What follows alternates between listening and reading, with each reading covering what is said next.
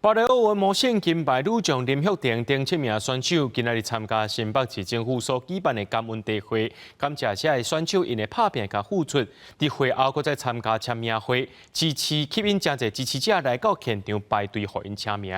另外，这土地银行今日也表扬连续2届奥运，拢甲人摕到男子双打金牌王泽林，而且颁发100万的奖金。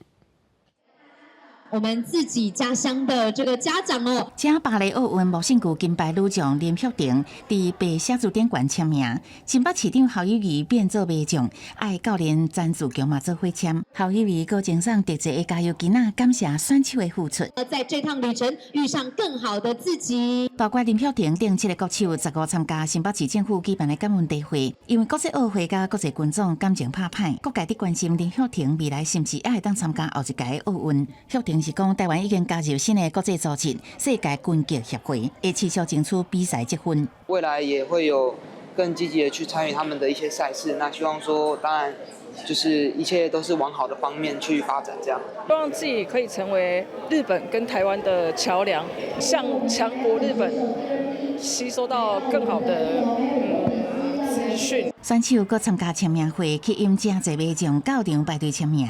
住伫家人女性民众8点就来排啊，伊排第1个，搁特别准备手指，互林旭婷甲挂起。